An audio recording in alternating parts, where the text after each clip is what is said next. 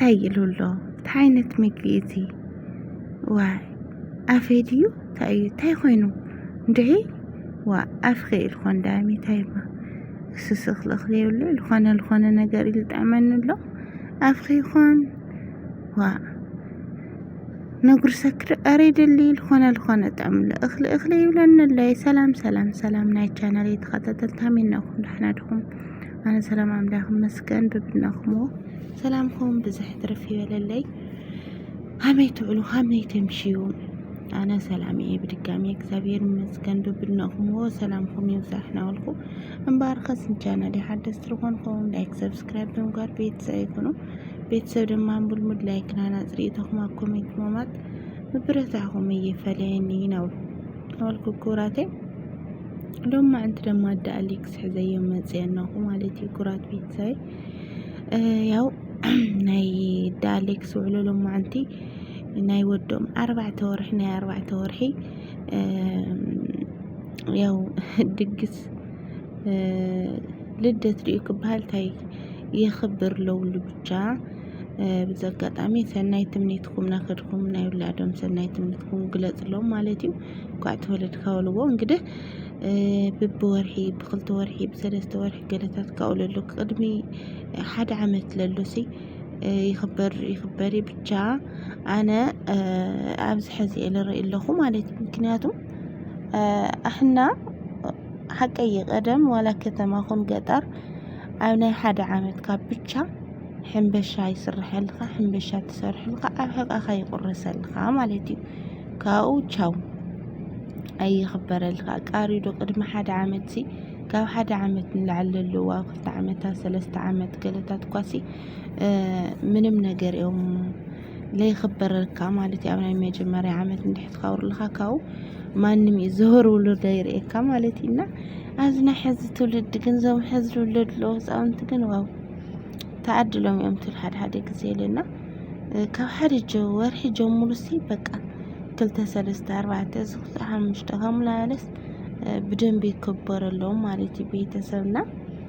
ያው ተሊካ ንውላድካ ሊኾነ ንማን እዩ ግን ኣነ همز ዓይነት ኣከባብራ ግን ሓቅ ንምንጋር ርኤ ይፈልጥ ቅድሚ ሓደ ዓመት ልኽበር ማለት ኢና ያው ጊዜ እንግዲህ ጊዜው ይላወጥልና ያው همزር ለኹሞ ናይ 4 ወርሑ ምስ ቤተሰቦም እንግዲህ ትማሊና ትግራይ ከይዶም ሰርፕራይዝ ንቤተሰቦም ሰርፕራይዝ ምትመልኸትውን ሰርፕራይዝ እዮም ገሮምና ብዘጋጣሚ ማለት እዩ ግን ሎም ማዕንቲ ተኣኻኾም ምስ ቤተሰቦም همز ገሮም ንወዶም يخبر ለውሉ ኬክ ይቆርስ ለውሉ ማለት እዩ ኩራቴ ብቻ በጣም ደስ ይብለካ همز ያው ተኣክብካ ምስ ወላድኻ صحواتኻ ምስ ቤተሰብኻ ገለ በቃ ትደሰትለኻ ትብለኻ በጣም ደስ ይብለካ ቤተሰብ ማለት ኢና ዘጋጣሚ እንኳን ተወለድካ ፈጣሪ ያዕብየልኩም በጸጋ ሞገስ ያዕብየልኩም ማለት እዩ ዓዊ ደማ ንወለድ ለኹርዕ ንሃገሩ ለኹርዕ ሙእዙዝ ዝኾነ ውላድ ይኹነልኩም ማለት ይኩለኩም ይፈትዋልና እና ለው ማዕንቲ ተኣከቦም ያው همز ንርለናዮም ናይ ጥሕሎ ምሳሕ ናይ ጥሕሎ እንግድነት እዩ ትገብርሎምና ምሳሕዲ ድራርዲ እንደ ብቻ እና ናይ ጥሕሎ ይነውሩ ትምጊ ጥሕሎ ይነውሩ ቤተሰብ እንግዲህ همز ትርለኹሞም ትጥሕሎ ደማ ምንም ጣዕም ሃምለ ይውሉ ኣይጥምን ዝኾነ ገለገለ ይውሉ ገለ ይብሎ ታይ ይብሎ በማለት አዳአሌክስ ነደሊሊ ተሸናኸፋ ሞክራ ማለት ቤተሰብ እና ኩራቴ ያው ትዳናግጸነን ሐቅዳሚ ወላ ሊዲ ወላ ዲያስ ታይ ሆንዱ ታይ ሆን ወይ እንዴ አና አፌ ኮንታይ ኮንታይ ትኽልግናይና ዲዩ احنا ለዛጋጀነው ይደና ገለት ላላስ ዋይታዶ ኮኒ xነስጥመና ለአፍ ከይኾን ገለ ይብላ ኖረን ማለትና ቤተሰብ እዚን ፕራንክ እንደ ድራማ ወሎም ለሐሰው ነገር ግን አው ኖርማል ህይወት ዳሰብ ሄድኩም ለሆነ ምግቢ ወይ ጨውል ወዝሖ ወይ በቃ ጨውል ይውል ወይ ለሆነ ነገር ልነግር በቃ قير لفلي ولا طعمي تليوه بقى እውነት ሓደ ጊዜ ተወልዖ ምግሲ ትውሕጦ ሓእታል ጎረስካ የጉርሻ ቆስሊ ትውሕጣ ፈጣሪ ሆይ ያኒ በቃ ምግቢው ንምግቢ ንምሽንኻፍ ወይ ንምግቢ ንምጽያፍ ገለ ከይኾነሲ ግን በቃ እንሆቅ ለሆነ ነገር ወይ ናይ ጣዕሚ ቤተሰብ ወይ ናይ ጣዕሚ ናይ ሽቶ አጋጣሚ ትሰርሕ ተለኻ ለሆነ ነገር በቃ ላው እንትን ልለካ ለሆነ ንሽተን ስቕለለካ ሰውነትካ ተግንየሉ ትኽእልና ከይድኩም ኣብ ግሽነት ከይድኩም ቤተሰብ ሃምሳ ዓይነት ተልገጥመኩም ታይመልኩም መቋረጽኩም ዶ ተሰክፍኩም ዶ መቀጸልኩም ወይስ ምተናገርኩም ዶ ታይመልኩም እስኪ ቤተሰብና ዳሰብ ሄድካ በነገራችን ላይ በጣም ይለሰክፈካ ለሆነ ነገር በቃ እንታይ ይሕዘካዩ አይልዒ ገለ ትልውን ጠምጠም ብኻት ገድፎ ትኽእል ግን ኣብ ሓደ ገዛ ታይኮይንካ ገለ ታይኮይንካ ገለ ላተዋለ ይጫናነቀካ ጥያቄ የዝሐካይና በቃ ጥያቄታት ንዝ ጥያቄታት ንከይትምልስ ተይፎተ ካይትለይ ትደልዮ ነገር ተይፎተ ካይትወልዑ ማለትና ናይ ዓድና ሰብለለ በቃ ጸገ የብልካዮ ሱቅለ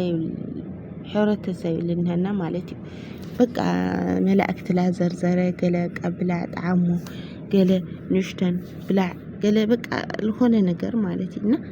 እዚ ዝባህል እዚ በጣም ልድብረክ ሓደ ጊዜ ሓደ ልጠምየ ሰበቃ እንድሕር አምጠምው ሓደ ሰብ ቀርውልን ዓላዕትሎ ቃሩ ይበለ ኦሬዲ ቻው ልጸገበለለ ጸጉ እዚ በማርያም በገብርኤል ጣዕሙ ደግሞ ሰልሶ ምናምን ግን አነ ካለምችን ነገር እና እናፍት ገሽነት ከይድኩም ቤተሰብ ታይመልኩም መላእኹም ማለ ዛምጊ ወይስ መቋረጽኩም ማዶ ወይስ ምተናገርኩም ደሃምዚ ይውለውኩም ታይመልኩም ይውለኩም ማለት ገሽነት ገዛኩም ከይሆነሲ ገሽነት ኣብ ገዛ ኦሬዲ ንወላዲትካ ሰባብ ለይውል ሰዓት በይንካ ትኮይንካ ንወላዲትካ ወይለለ ንበዓልቲ ገዛኻ ታይዝ ምግዚ ታኮይኑ ወይ ጨብዝሕዎ ወይ ለለ ጨውየውሊ ወይ በርበረ ለወዝሕ ገለገለ ካክትናገር ኦሬዲ ኖርማሊ ማለት ቤተሰብና ግን ሰብንሃለ ወላ ገዛኻ ሰብንሃለ ሃምዝን ምንታይ ሃምዝ ኮን ገለ ከም ንጋር ለሓደ ከቢድዩ ግን አነ ናይ መጨረሻ ሕተይታይ ዳሰብ ከይድኩም ሲ ሃምዝ ዓይነት ነገር ተልገጥመኩም ምተናገርኩም ዶ ወይ መቋረጽኩም ዶ ወይ ትብልዕ መቃጸልኩም ዶ ትጸምምኩም ወይ ለላ ምተናገርኩም ዶ ወይ በዝሕዎ ነጨው ወይ ለሆነ ነገር ጎድልውን ወይ ሃምዚ ወይ ለሆነ ልነግር ነገር ነው ወኩምሲ ምተናገርኩም ዶ ነርኩም ወይስ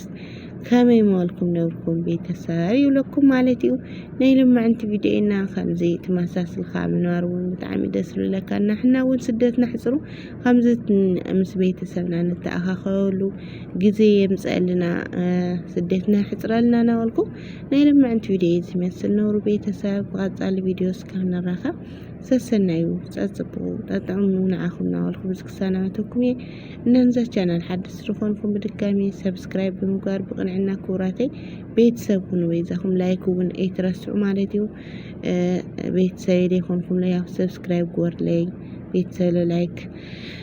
ኮራይ ኮሜንትኩም ኣብ ኮሜንት ቅምጡ ማለት እዩ እና በድጋሚ ሰሰናይ ንዓኹም ናወልኩ ብዝክሳናተኩም ክብራተይ ባይ ባይ